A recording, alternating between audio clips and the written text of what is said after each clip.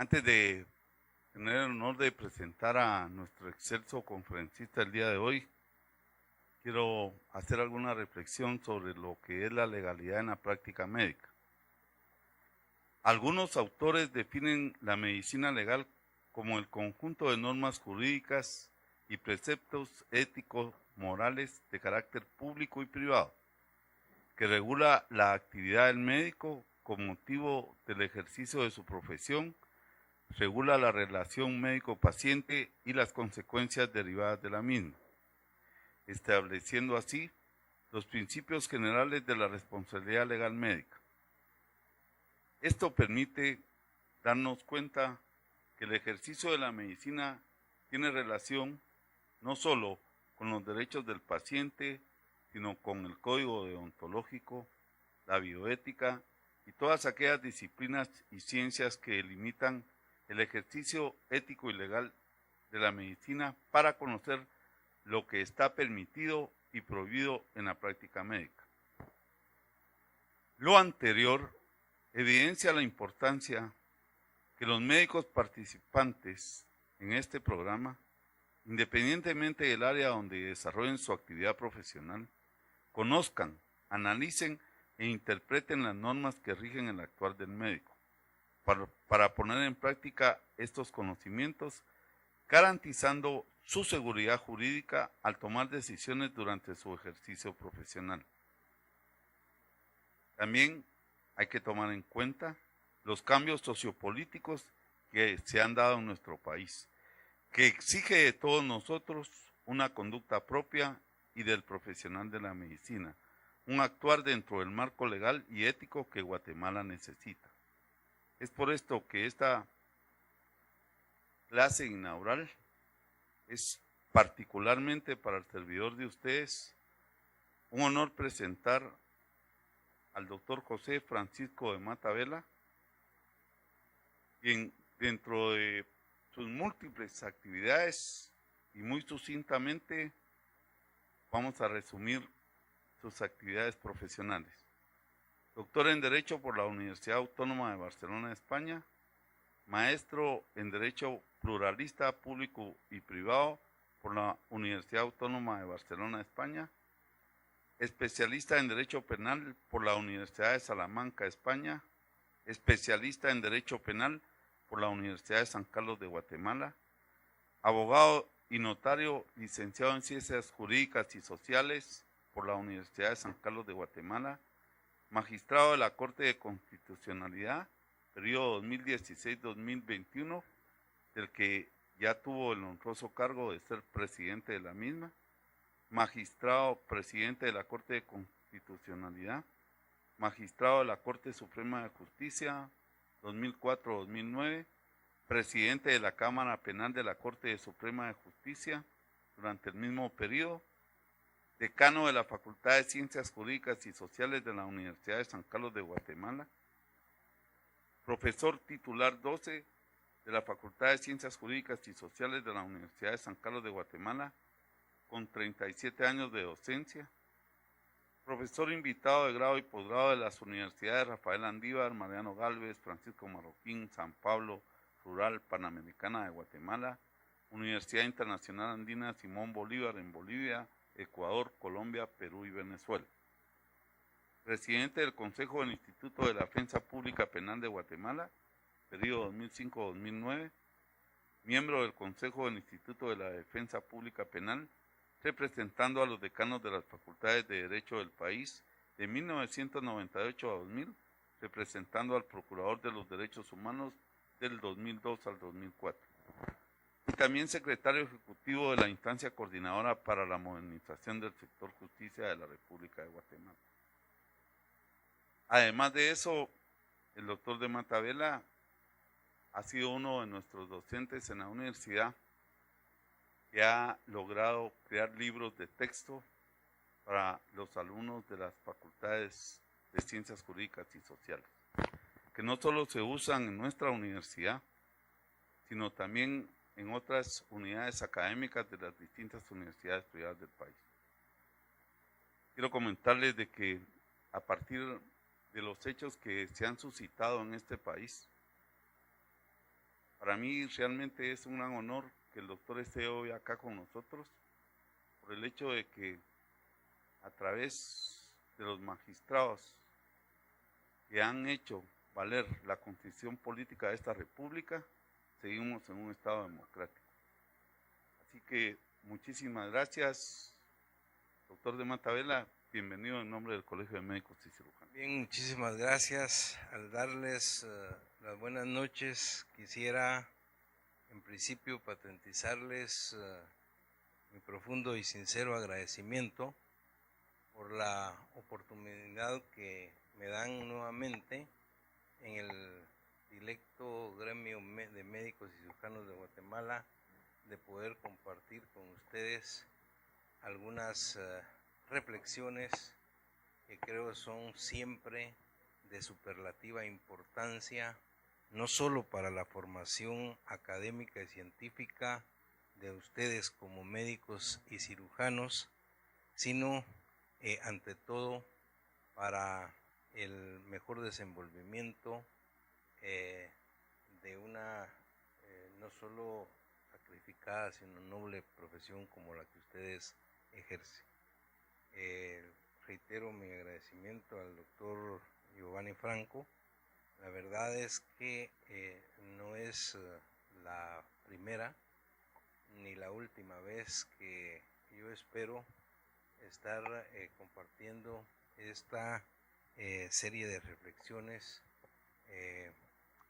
con el gremio, pero debo subrayar que siempre ha sido de verdad por el esfuerzo, por el compromiso, por la dedicación y por la convicción que el doctor Giovanni Franco ha tenido en todo el aspecto académico y científico en la formación de colegas de ustedes, de tal manera pues que una vez más mi reconocimiento, mi agradecimiento, y de verdad que lo hago con mucho gusto estar acá.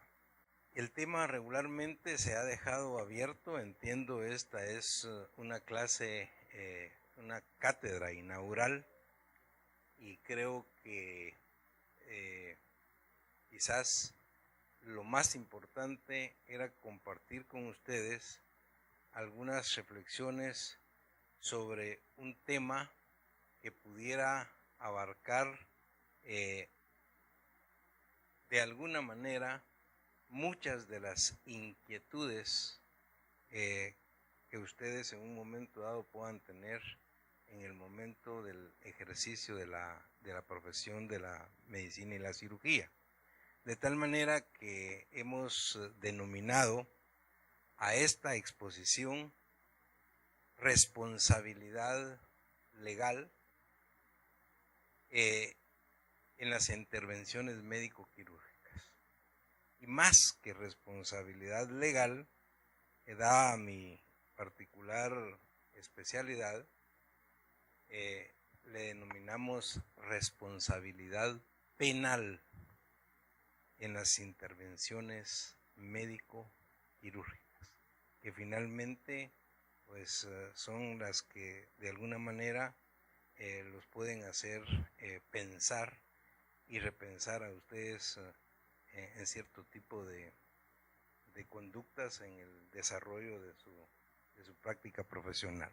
Bien, entonces partiendo de lo que es la responsabilidad legal y específicamente la responsabilidad penal en las intervenciones médico-quirúrgicas, es importante advertir que este tipo de exposiciones las hago de la manera más básica, más elemental, porque obviamente siendo ustedes pues médicos y cirujanos, desconocen alguna terminología que para nosotros los abogados y los abogados penalistas pues es común. Pero acá lo importante es que el mensaje pueda llegar de manera muy clara a ustedes. Entonces voy a tratar pues de hacerlo de la manera más sencilla posible. En principio, ¿qué es lo que para la justicia legal, para la justicia penal, representa importancia en cuanto a lo que regularmente se conoce como delitos o faltas? En principio, debemos estar claros que para ser responsables, para poder imputar la responsabilidad penal, necesariamente se requiere de una conducta humana. Una conducta humana que debe ser típicamente antijurídica, culpable, imputable a un sujeto responsable y punible. Son términos raros, ¿no? Pero lo explico de manera muy sencilla. Lo que estoy diciendo es la definición técnica de lo que entendemos como delito. Una conducta humana típicamente antijurídica y culpable, imputable a un sujeto responsable y punible. ¿Por qué digo esto? En principio porque solo a través de las conductas humanas se puede infringir la ley penal del Estado. Esto parecería obvio, sin embargo, en la evolución histórica de las ideas penales no siempre ha sido así. Hubo un momento en la historia del derecho penal en las que se imputó responsabilidad penal a los animales y aún a las cosas inanimadas. Obviamente nos da risa, pero ha habido una evolución histórica de las ideas penales como la evolución de la sociedad misma. Un distinguido y prestigiado profesor de Derecho Penal en la Complutense de Madrid decía en uno de sus libros que había abogados especialistas en la defensa de las bestias en un momento determinado. Jiménez de Azúa, este profesor del cual me estoy refiriendo, en uno de sus libros también dice que cuando un fusil se caía, por ejemplo, en un cuartel y al caerse se disparaba o lesionaba a un soldado, oigan esto, el fusil era arrestado. Ahora nos da risa. O sea, ¿cómo es posible? No, pero eso lo que plantea es que ha habido una evolución histórica. O sea, hoy día no se puede imputar responsabilidad penal ni a los animales, ni mucho menos a las cosas inanimadas. Hoy partimos de que la responsabilidad penal es una conducta humana. Ahora bien, ¿qué clase de conducta humana? No puede ser cualquier clase de conducta humana. Solamente aquella que infringe una norma jurídica penal del Estado. Y es que hay conductas humanas que son irrelevantes para el derecho penal, como comer, como bailar, como dormir, como nadar. Son conductas humanas, pero son irrelevantes para el derecho penal. El derecho penal no le interesa. Al derecho penal solo le interesan las conductas humanas que en un momento dado van a poner en peligro o a lesionar un bien jurídicamente tutelado por el Estado. ¿Cuáles son esos bienes jurídicos tutelados? Para lo que más nos interesa o les interesa a ustedes como médicos y cirujanos, por supuesto, la vida, la integridad personal, el honor, la libertad, el patrimonio, la seguridad individual, la seguridad sexual, etcétera. Esos son bienes jurídicos tutelados, protegidos por parte del Estado, que son elevados a categorías de normas jurídico-penales. Y cuando hay conductas que lesionan, que chocan o que violan este tipo de normas jurídico-penales, se produce un delito o una falta. Tal vez también vale la pena advertir que hablamos acá de normas jurídico-penales. Y eso lo hacemos los abogados para distinguir las normas jurídico-penales de las normas jurídico-civiles, por ejemplo. No es lo mismo una norma civil que una norma penal. Las normas civiles regularmente dependen de la voluntad humana, son consensuales. Las instituciones de derecho civil, ¿cuáles son, por ejemplo? La compraventa, por ejemplo, es civil. Regula intereses entre particulares, entre personas, pero dependen de la voluntad del que vende y del que compra. La compraventa es civil. El arrendamiento.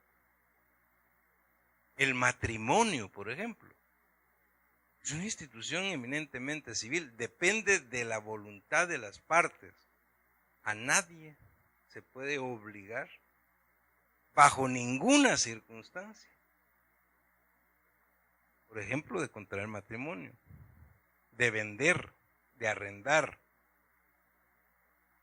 ¿Por qué? Porque dependen de normas que son jurídicos civiles, consensuales, contrario sensu.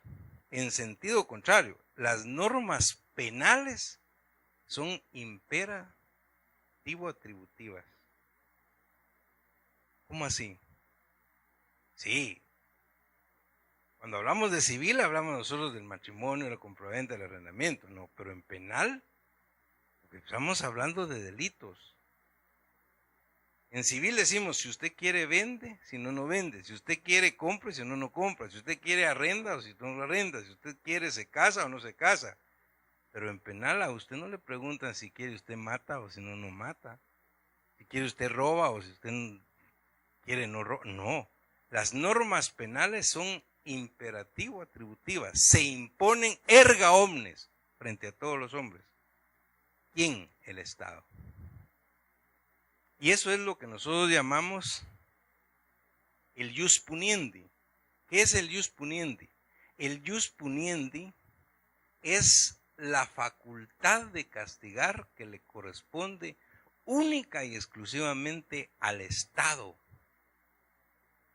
en cualquier sociedad jurídicamente organizada. Eso es el ius puniendi, la potestad que tiene el Estado de crear delitos y establecer penas para esos delitos. En una sociedad jurídicamente organizada, en una sociedad civilizada, en un Estado constitucional de derecho, solo al Estado corresponde el ius puniendi. El derecho de castigar es potestad del Estado a través de los órganos legalmente establecidos, a través de los órganos jurisdiccionales, a través de los tribunales, por medio de los jueces. Oigan esto, ninguna persona, ni individual ni jurídica, puede arrogarse el derecho de castigar que le asiste única y exclusivamente al Estado. Ninguna persona, bajo ninguna circunstancia. Sin embargo, por supuesto, cuando se desconoce de todo este sistema, vienen que muchas veces algunas personas en algunas instituciones, a veces educativas, a veces laborales, por ejemplo, resulta que actúan ilegalmente a través de conductas que solo competen al Estado. Alguien me decía en una oportunidad, mire, yo trabajo en un colegio de los más importantes de Guatemala, pero escuchándolo a usted ahora me doy cuenta, entonces, mire, de que lo que a nosotros nos hacen, ¿y qué les hacen? Pues a las 8 menos cuarto se cierra la puerta. Ya no entra ningún alumno, ningún maestro. Pero los que llegan tarde, a las 8 empiezan las clases y 5 minutos antes vuelven a abrir la puerta. Solo que los alumnos que llegan tarde pagan 50 quetzales de multa y 100 los maestros. Esa es parte de la disciplina del colegio. Eso no, pues es ilegal. Pues las multas. ¿Y a cuenta de qué van a cobrar multas? Esa es parte de la potestad punitiva del Estado. Mire, yo trabajo en una empresa y al trabajador que llega tarde le descuentan de su salario. ¿Cómo? Es que es multa. ¿Cómo multa? La multa es una pena. Es una pena principal y solo la puede imponer el Estado a través de un juez, de los órganos jurisdiccionales. Eso es el jus puniendi, el derecho de castigar. Mire, pero es que es para disciplinar. No, aparte son las normas disciplinarias, que las pueden tener en la casa, en la escuela, en cualquier institución. Pero no podemos confundir normas disciplinarias con normas que van más allá de la capacidad que cada quien tiene en cuanto al poder disciplinario. Es que es mi hijo, por ejemplo, en mi casa, y si pierde un curso o no ya, pues yo lo dejo, ¿qué? No puede salir a la calle, está arrestado ahí el fin de semana. Eso es prohibido, pues. No se puede.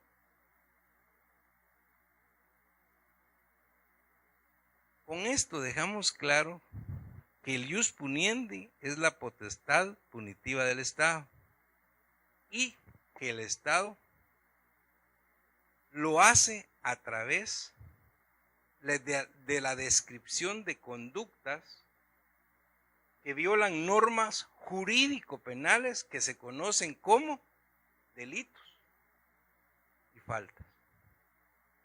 Los delitos son las infracciones más graves a la ley penal del Estado y las faltas las infracciones menos graves, para que nos podamos entender de manera muy sencilla. Técnicamente nosotros, los abogados, decimos que el delito es una conducta humana típicamente antijurídica, culpable, imputable a un sujeto responsable y punible, que se castiga con una pena principal, que puede ser la pena de prisión, la pena de multa, la pena extraordinaria de muerte, que ya no se está aplicando, aunque todavía no se ha abolido. No es cierto que la Corte Constitucional no, es inaplicable, pero eso es otra cosa. Y las faltas son infracciones leves. Y como infracciones leves se castigan no con pena de prisión, sino con pena de arresto. ¿Y cuál es la diferencia entre la prisión y el arresto? El arresto se puede cambiar por multa y va de 1 a 60 días. La prisión va de 1 a 50 años. Bien, teniendo claro lo que es el jus puniendi, el derecho de castigar del Estado a través de los delitos y las faltas, entonces podemos advertir ya cuáles pueden ser las conductas humanas que podrían ser delictivas en las intervenciones médico-quirúrgicas.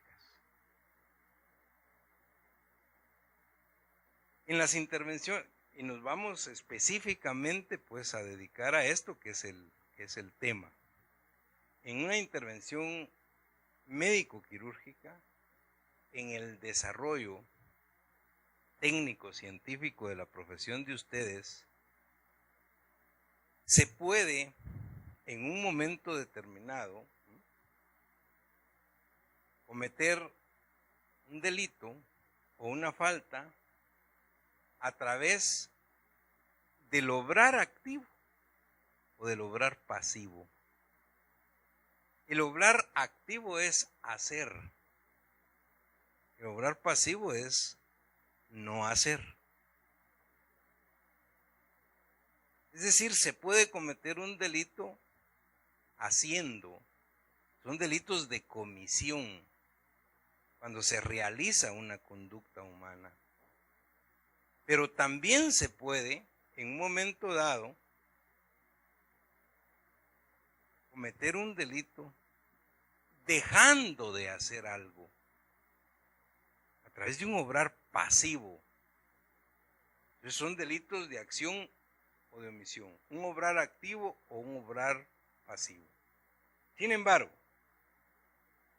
más que eso, lo que importa para este tipo de reflexiones que vamos a hacer es que ese obrar pasivo, o bien ese obrar activo, ese hacer, o bien dejar de hacer, que es una conducta humana, puede ser dolosa o puede ser culposa.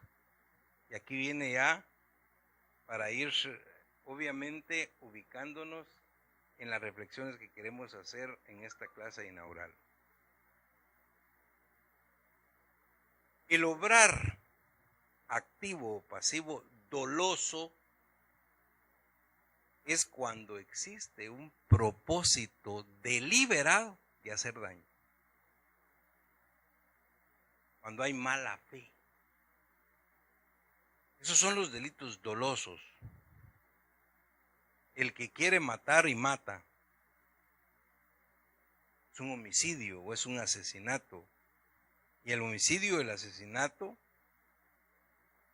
tienen como elemento subjetivo el propósito deliberado de parte del sujeto activo de matar. Voluntad y conciencia del animus necandi, decimos los abogados penalistas. Voluntad y conciencia de privar de la vida al sujeto pasivo. En este caso diríamos, si eso es espeluznante, por supuesto, eso no se da. Eso esperaría en la práctica médico-quirúrgica el propósito deliberado con voluntad y conciencia de darle muerte al paciente. Verbigracia, por supuesto, eso no se puede dar. ¿Cómo? Y si se diera en un momento determinado, pues es una conducta criminal grave que se tipificaría como asesinato, que es el homicidio agravado o calificado, propósito deliberado de causar daño. O un médico con animus loedendi. ¿Qué es animus loedendi? Propósito deliberado de lesionar, de causar lesiones en el cuerpo, pues en la mente o en el espíritu de una persona. Esos serían las conductas dolosas que conllevan los delitos dolosos, que conllevan, por supuesto, los delitos graves, los más graves, y consecuentemente las mayores penas, las penas más graves. Pues, conductas dolosas, ya sea obrando activamente, haciendo o dejando de hacer, pero con mala fe. Omitir una conducta que ustedes saben que deben realizar, pero con propósito deliberado de causar daño. Con voluntad y conciencia de lesionar o de poner en peligro el bien jurídico tutelado. Eso nos lleva a una conducta delictiva grave y consecuentemente una pena también grave. Y lo dejo ahí. ¿Por qué? porque, por supuesto, estamos claros que eso no va a pasar en el ejercicio de la medicina. El ejercicio de la medicina y la cirugía es todo lo contrario. Pero lo dejo planteado, porque podrían haber excepciones de conductas criminales, aunque hay temas que son discutibles y hoy no estamos para eso por razones de tiempo. Pero por ejemplo, cuando hablamos de eutanasia, eso es muy discutible. La eutanasia no está permitida en Guatemala. Hay legislaciones que permiten la eutanasia. La eutanasia es la muerte dulce, le dicen o le llaman, a la posibilidad de ponerle fin con voluntad y propósito deliberado a un paciente que el médico sabe que está sufriendo una enfermedad terminal e irreversible. La verdad es que hay mucha literatura jurídica forense muy importante de esta. Estaba recordando ahorita que uno de los más prestigiados profesores de Derecho Penal en la Universidad Nacional Autónoma de México, en la UNAM, era Raúl Carrancay Trujillo.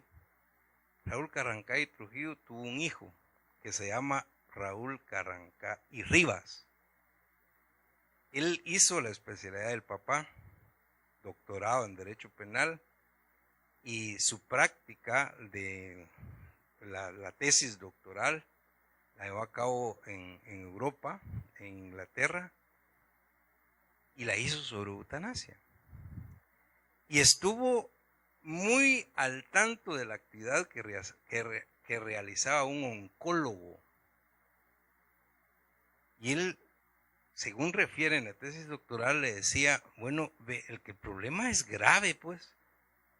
En situaciones de pacientes terminales, de manera con enfermedades irreversibles, donde los dolores eran criminales en un momento determinado. Le decían, mire, ¿y qué hacer? Le decía, por favor, doctor, ayúdeme. Yo no aguanto, esto es horrible, ¿no? Decía, ¿y cómo? Y finalmente él toma la decisión de ayudar, porque es parte, vean esto, de la proyección y de la convicción como médico, y inyectaba. Bueno, pero antes explica y dice, la situación es que para calmar ese tipo de dolores había que inyectar un cóctel. Y un cóctel que estaba, por decir algo, no recuerdo exactamente, pero decía, por ejemplo, 25 euros la ampolla. Se le inyectaba. El paciente se calmaba y decía, muchísimas gracias, ya, tranquilo, no tengo ningún dolor. El problema es que a las 8 horas ya lo volví a tener. Y había que otro cóctel, otros 25 euros.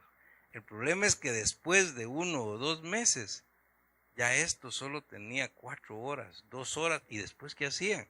Bueno, decían, y ustedes, les decía al colega eso es que estamos en Europa, y ustedes en los países tercermundistas, ¿qué harán? ¿Podrán comprar eso?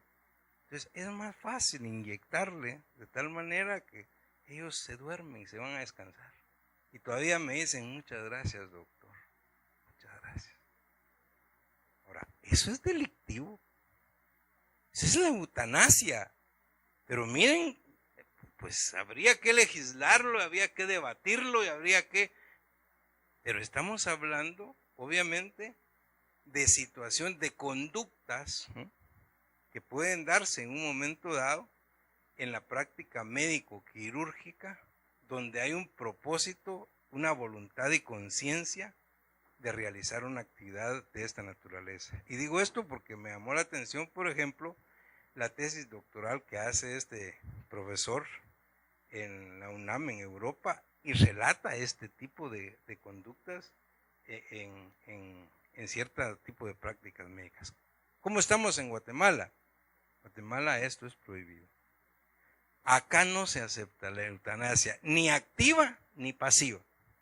Eutanasia activa es la que se lleva a cabo, inyectando, como en este caso, un medicamento para llevar a descansar al paciente. La pasiva, ¿qué significa? No es poner nada, es desconectar de los diferentes aparatos, respiradores, qué sé yo, y dejarlo librado a sus propias suertes, a sus propias fuerzas. Ojo, eso es eutanasia pasiva y es delito en Guatemala.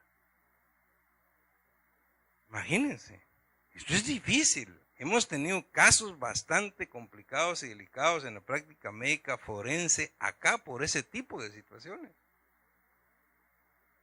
Lástima que no tenemos tiempo. Yo recuerdo cuando hace algunos años practicaba el ejercicio de mi especialidad, ¿verdad? Tuve un caso, no voy a hablar por razones éticas de nombres de hospitales, pero un hospital de muy alto nivel, y los muchachos, yo creo que todavía lo hacen, alguien me decía, de 18 o 20 años que ya contrados iban a correr carros por ahí, por donde está la Contraloría de Cuentas, de ahí para allá.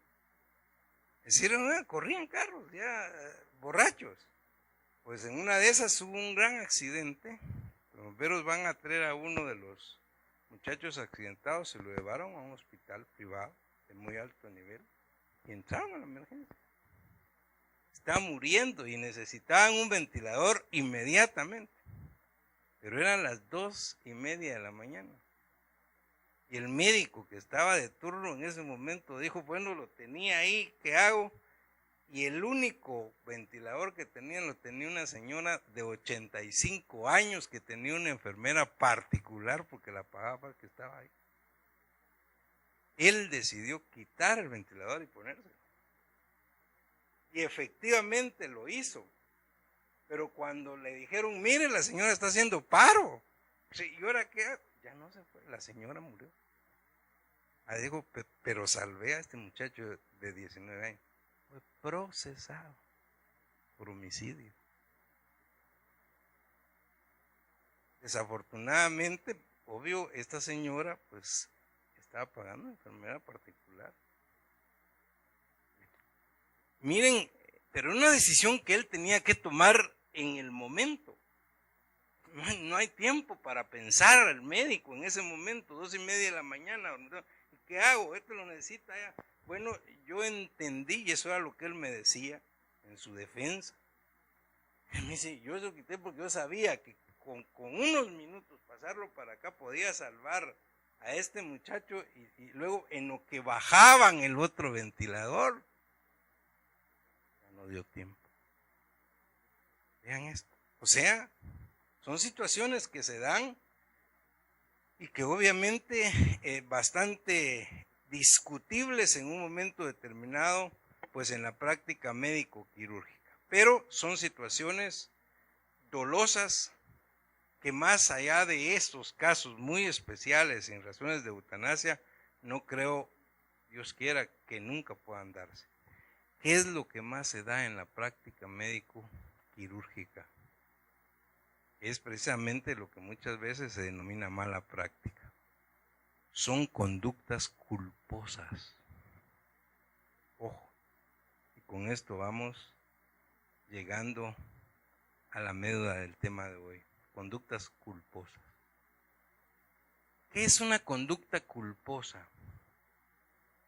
Una conducta se denomina culposa cuando a través, oigan, de actividades lícitas permitidas, se causa un daño al bien jurídico tutelado sin intención, sin mala fe, sin propósito deliberado de causarlo, pero se causa por imprudencia, por negligencia o por impericia. Son los tres presupuestos de las conductas culposas. Que esto probablemente sea más susceptible de darse en la práctica médico-quirúrgica.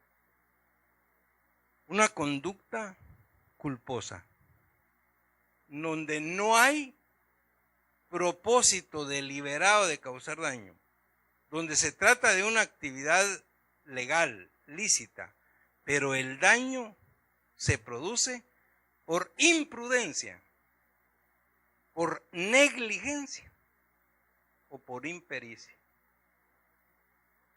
Tratemos de explicar qué entendemos desde el punto de vista jurídico penal por cada uno de estos supuestos. Una conducta culposa por imprudencia. ¿Cuándo hay imprudencia? ¿Cuándo hay negligencia? ¿Y cuándo hay impericia? De la manera más sencilla, vamos a decir que una práctica imprudente es aquella que se realiza cuando se hace algo que no se debe de hacer. Se es imprudente porque no se acata las reglas de la prudencia. Usted sabe que no debe hacer algo. Usted lo sabe. Técnica y científicamente está preparado y entrenado y sabe que no debe hacer. Y sin embargo lo hace. Es imprudente. Que sabe que no lo puede hacer. Criminológicamente hablando, nosotros decimos, para explicar esto, que el imprudente es aquel sujeto activo, aquella persona que regularmente identificamos como con una personalidad y decimos eléctrico, ¿no? Es que eso es eléctrico. ¿Cómo así? Es de aquella persona que actúa y después piensa. Primero va actuando, pero atrás va pensando. Y constantemente ustedes lo deben decir, perdón, disculpe, me equivoqué, perdone, no era mi intención. Y constantemente. Son las personas imprudentes. Le digo a mis alumnos, aquel que llega a una gasolinería, me dice, lléneme el tanque de gasolina, saca un cigarro, se pone la boca, tira, ¡pah! Imprudente, ¿no? Él no tenía la intención de causar ningún daño. Pero miren la conducta que está realizando, sin pensarlo, pues. O sea, son conductas humanas imprudentes. Cuando se hace algo que no debería hacerse. Pongo ejemplos muy básicos, muy inocuos para ustedes, muy sencillos. Ya ustedes sabrán en su práctica quirúrgica cuál podría ser una conducta imprudente. ¿Qué son las conductas negligentes? Todo lo contrario. Si la imprudencia es un obrar activo, la negligencia es un obrar pasivo. Es negligente el que sabe que tiene que hacer algo y no lo hace. El imprudente es otro, ¿no? Sabe que no debe hacer algo y lo hace. El negligente sabe que tiene que hacer algo que no hace. Mientras que el otro es o tiene una personalidad eléctrica que actúa y después piensa, el negligente es lo contrario, es el haragán, el pasmado, ¿no? El haragán. Aquel que decía, todo se lo encomienda a Dios. A Dios le echa la culpa de todo. Sí, primero Dios no pasa nada. No, eso no se da. Todo se lo encomienda, pero Él no lo hace. Un ejemplo muy sencillo. En uno de los últimos fatales accidentes en la Cuesta de las Cañas antigua, no sé por qué le llaman Cuesta de las Cañas, que es la bajada de las Cañas, pues es la cuesta. un bus que sale en una romería para Semana Santa, por tiempo de Semana Santa, y que causa 70 muertos, todos se murieron. Entrevistan a la esposa del piloto y la señora dice, mire, la verdad es que a mí mi esposo me dijo en la noche que los frenos de la camioneta estaban fallando, pero que primero Dios no pasaba nada, que él tenía 40 años de manejar y que nunca le había pasado nada, y que no podía, Dios guarde, darse el lujo de dejar ese negocio. O sea, entonces que primero Dios se iba, y se murió también él. Pero vean esto, ¿qué conducta es esa? Es una conducta negligente. Si él sabía que estaba fallando, ¿qué tenía que hacer? No salir. Ustedes sabrán qué es lo que saben que tienen que hacer y qué pasa si lo dejan de hacer. Una conducta negligente. Es un obrar pasivo. Ahora, si ustedes ven la conducta imprudente y negligente, tiene un supuesto común. Es un obrar lícito. Manejar es lícito. Conducir, o la práctica, todo es legal.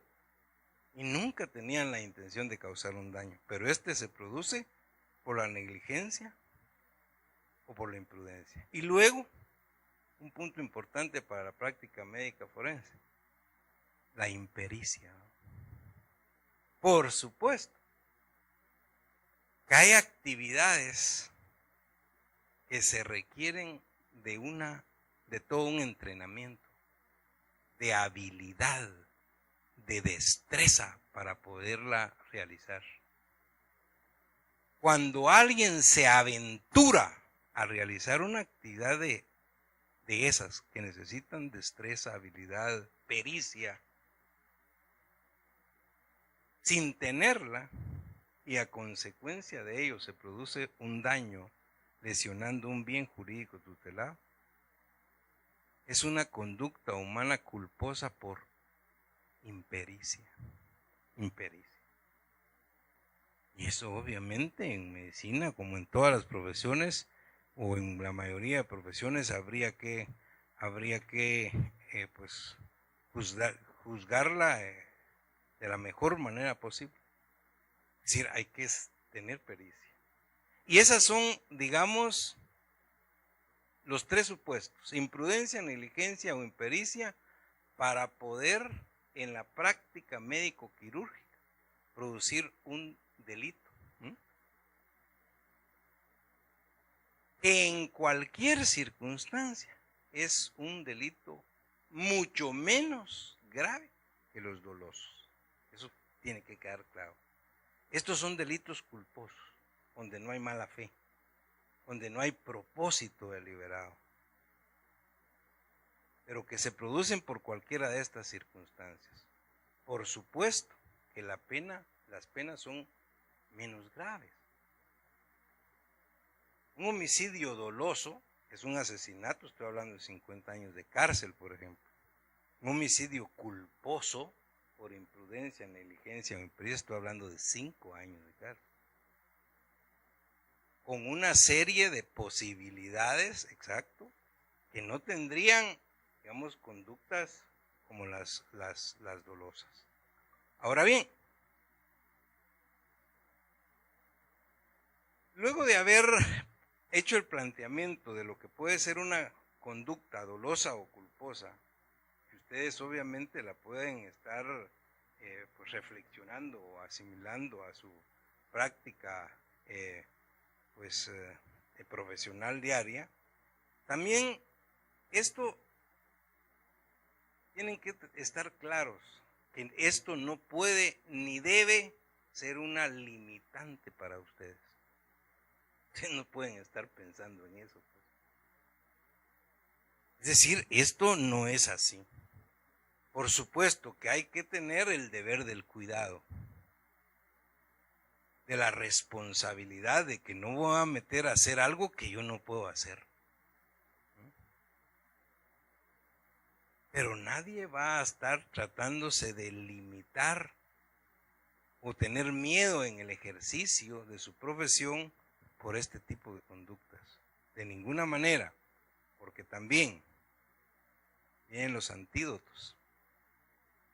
Y los antídotos son lo que nosotros llamamos eximentes de responsabilidad penal. Las eximentes de responsabilidad penal son circunstancias que no solo atenúan, sino eximen la responsabilidad penal, la pena, en la comisión de cualquier tipo de conducta de esta naturaleza, cuando se producen por lo menos algunas circunstancias, como por ejemplo la legítima defensa. Esa no es para ustedes los médicos. ¿Cuándo hay legítima defensa? Regularmente la legítima defensa es para los delitos dolosos. Quien obra en defensa de su persona o en defensa de bienes o derechos de otra persona. Cuando está siendo ilegítimamente agredido, por ejemplo, y se defiende, desaparece la responsabilidad penal. Cuando usted lo quieren asaltar en la calle, le van a quitar el celular o van a atentar contra su familia, o saca el revólver y dispara, darle muerte al ladrón, a la persona. Es una legítima defensa. Usted actúa en legítima defensa de su persona, de sus bienes o derechos, y eso es una eximente de responsabilidad penal. Pero regularmente, les decía, esto no va para ustedes, esto va para los delitos pues, que son eminentemente dolosos. Pero sí puede ir para ustedes, por ejemplo, el estado de necesidad. El estado de necesidad sí puede operar algunas veces en la práctica médico-quirúrgica. ¿Y qué es el estado de necesidad? El estado de necesidad podemos decir que se da cuando se realiza un acto obligado por la necesidad de salvarse o de salvar a otros de un peligro no causado por ustedes voluntariamente, ni evitable de otra manera, siempre que el hecho sea en proporción al peligro. Es discutible, pero por ejemplo podría en un momento dado tomarse una decisión a la hora de un parto, de una cesárea o qué sé yo. Está en peligro la vida de la madre. Aquel tipo de cirugías que hacen los especialistas en ginecología obstetricia cuando en minutos hay que sacar al bebé, ¿no? Algo así. ¿Sí? Es decir, porque hay peligro para la vida de la madre. Ahí puede ocurrir cualquier cosa. Pero en todo caso están actuando a través de un estado de necesidad. Por una situación que no se ha causado voluntariamente de parte de ustedes. En un momento determinado se da y hay que actuar. Es un estado de necesidad. Pero la eximente que va y que es la más adecuada en la práctica médico quirúrgica es el legítimo ejercicio de un derecho. El legítimo ejercicio de un derecho que definitivamente opera en la práctica médico quirúrgica cuando se ejecuta un acto ese ordenado o permitido por la ley en ejercicio legítimo de la profesión que desempeña, en ejercicio legítimo de la profesión a la que se dedica, de la autoridad que ejerce o de la ayuda que pueda prestar a la justicia. El legítimo ejercicio de un derecho. Ese es el antídoto a todo lo que les he dicho para que estén tranquilos. Para que estén tranquilos. Es decir, están actuando en el legítimo ejercicio de un derecho. Por supuesto que esto conlleva siempre un actuar responsable. El que hace todo lo que puede y todo lo que debe no está obligado a hacer más. Ustedes tienen que tener claro esto. Tienen que tener claro que usted está haciendo en el desarrollo del ejercicio de su profesión todo lo que técnica y científicamente se puede y se debe hacer. De ahí para allá usted no está obligado a hacer más. De ahí para allá solo Dios. Pero eso es un eximente total de responsabilidad penal para ustedes en la práctica médico-quirúrgica. Es un eximente total. Y eso les decía que obviamente viene en atención a que en el ejercicio médico-quirúrgico no puede actuarse con temor, con miedo. Es una limitación, ¿no? Tiene que hacer el ejercicio. Ahora,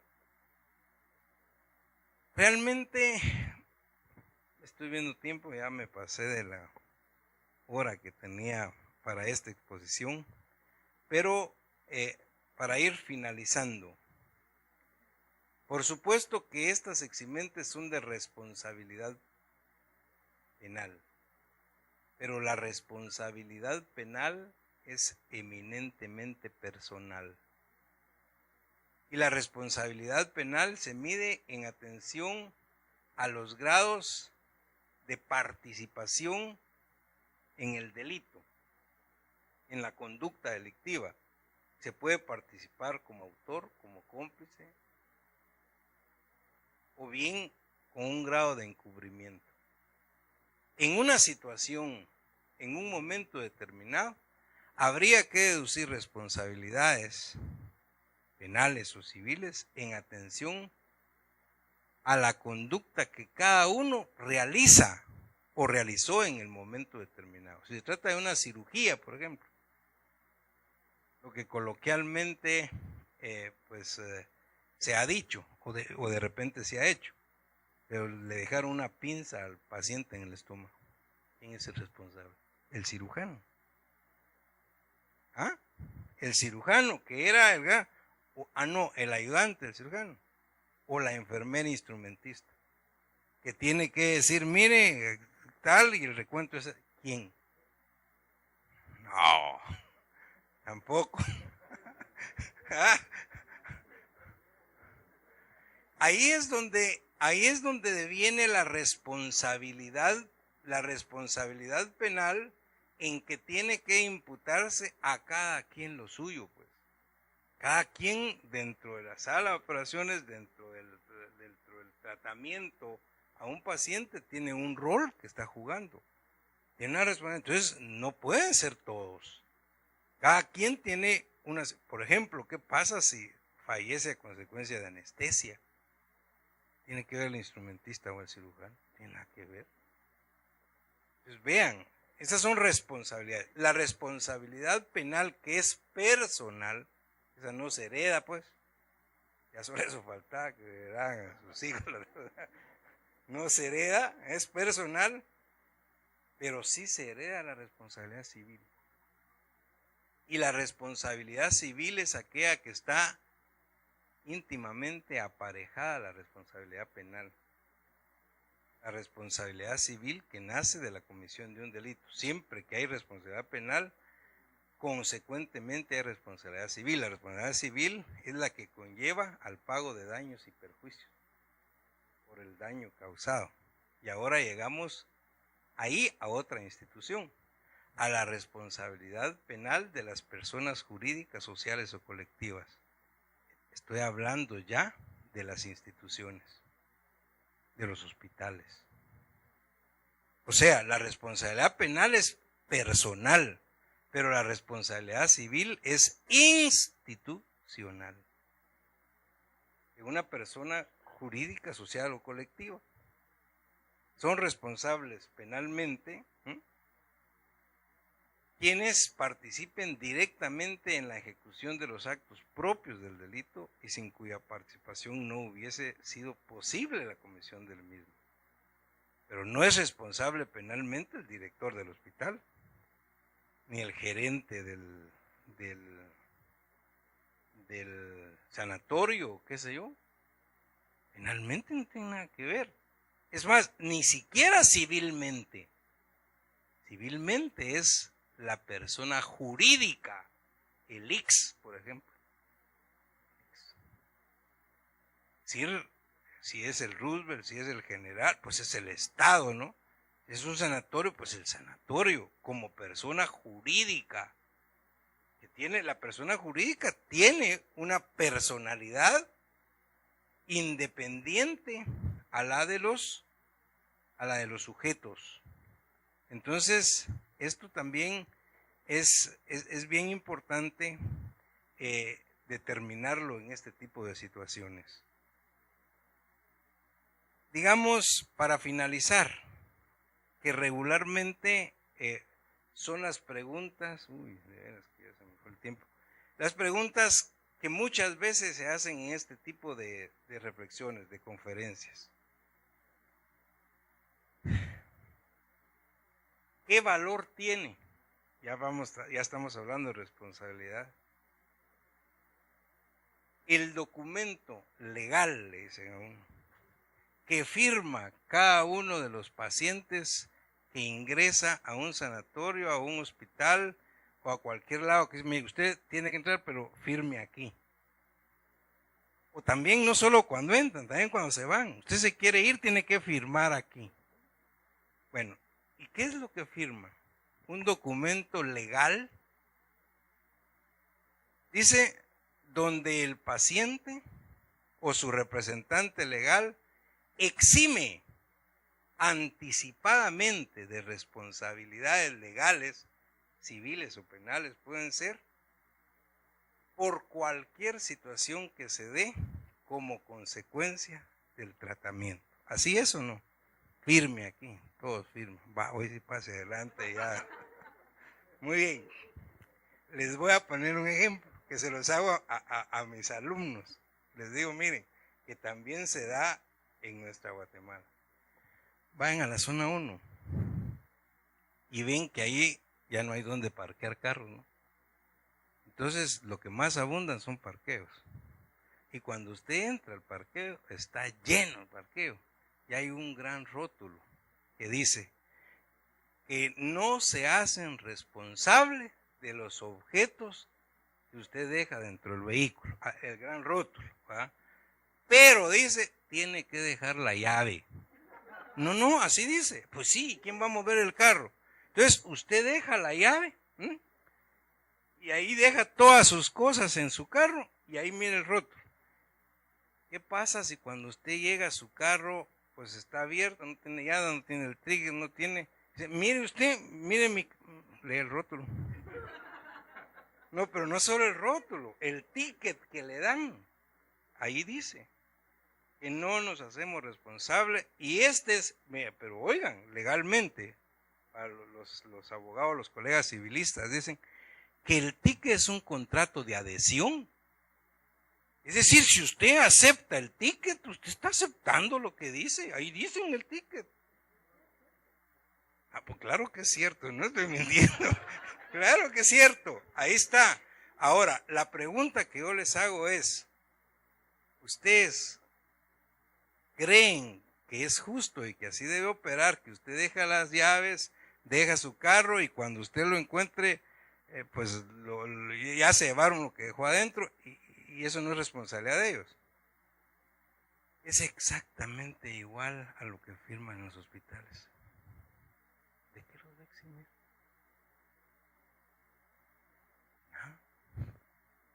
Fíjense bien. Las eximentes de responsabilidad legal son las que hablamos ahora. Es decir, nadie puede dar derecho para que lo maten, pues.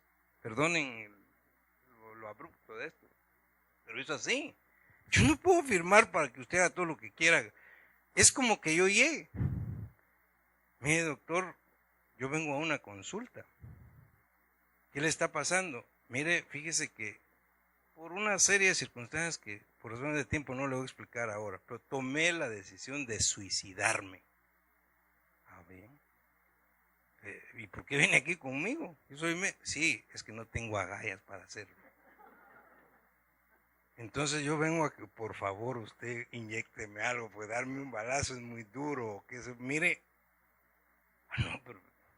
no se preocupe. Mire, pero aquí traigo a mi abogado y notario. Vamos a una escritura donde yo lo eximo de responsabilidad. No hay ningún problema. Y es más, le pago la consulta anticipadamente porque ustedes creen que hacer eso lo va a eximir de responsabilidad. Pues sí, estamos ante un caso similar. O sea, es muy discutible, pues. Es decir, lo que he explicado de las conductas son los que al final van a eximirlos de responsabilidad. El legítimo ejercicio de un derecho. La diligencia que ustedes pusieron. No el documento. Si el documento, bueno, usted firmó un documento donde dice que exime. No, y si hubo mala práctica. ¿Qué pasó? O sea, eso tiene que quedar muy claro. Porque eso es muchas de las discusiones. Claro que es discutible, máximo en el mundo de los abogados. Siempre donde hay 3 abogados hay 5 opiniones. Claro, es muy discutible, pero estamos hablando de la manera más sencilla, para que ustedes me puedan comprender de que eso no es así. Es igual a lo de los parqueos. No puede ser. Es de tal manera que tal vez funciona más cuando yo me quiero ir del sanatorio, del hospital. Es decir, y está contraindicado que yo me vaya. Dice, mire usted, en todo caso, si quiere, el problema es suyo.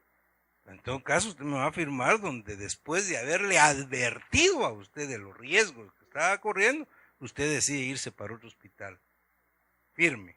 Bueno, eso tiene mucho, claro, más valor para responsabilidades de daños y perjuicios y lo que pueda pasar. En todo caso, le advertí, pero lo otro de la entrada sí está más difícil. Mire usted firme porque, es más, si no firma no puede entrar.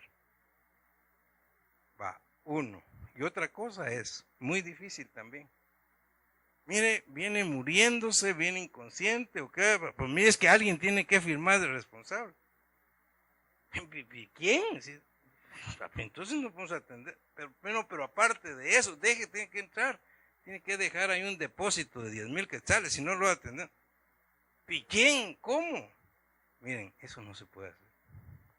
Si algo pasara, esas son las omisiones. Nadie puede actuar sin responsabilidad cuando no presta el auxilio que es necesario. No tiene que estar preguntando si van a pagar o no van a pagar. Si puede, si tiene o no tiene, si tiene seguro. No, eso es otra cosa. Primero es lo primero.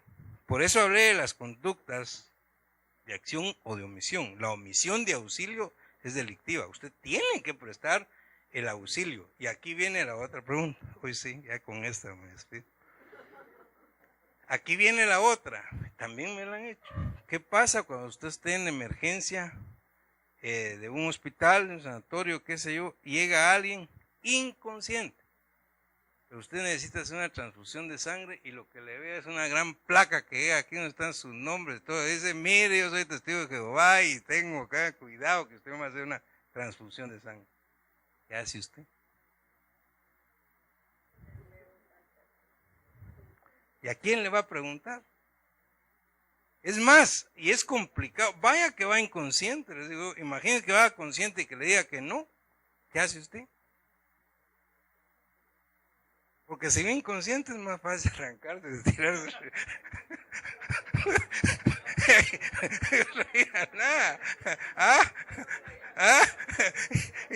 Aquí actué. Pues imagínense que son los casos que regularmente se les presentan. Es decir, ¿qué hacemos con? Claro, si está totalmente consciente y obviamente no quiere una transfusión, obviamente no se le puede obligar. Y ahí sí le digo, eso es otra cosa, eso es parte de sus derechos humanos fundamentales, eso es cosa suya. Pero ahí sí, obviamente yo me tengo que curar en salud. Es más complicado, como les decía, cuando hay una declaración que no es pues totalmente expresa de parte de él en los casos como los que les estaba mencionando. Es decir, regularmente son las cuestiones que se dan. Es como cuando hay que practicar una cirugía de emergencia, ¿no? Una cirugía de emergencia donde hay posibilidades de que no se pueda o de que pueda pasar algo. Pero que usted tiene que tomar la decisión que tomó el colega de ustedes, en este caso que yo les comentaba que aprendí hace años. Es decir, la decisión hay que tomarla en ese momento. Preferiblemente es tomar la decisión y hacerlo, que dejarlo de hacer. Porque si usted lo hace, está obviamente protegido por el legítimo ejercicio de un derecho, actuando de buena fe. Pero si no lo hace, obviamente la responsabilidad es clara. Así es que pues con estas reflexiones y las limitaciones de tiempo, espero que haya quedado pues de alguna manera por lo menos el mensaje claro, que eso era lo que pretendíamos en esta clase inaugural.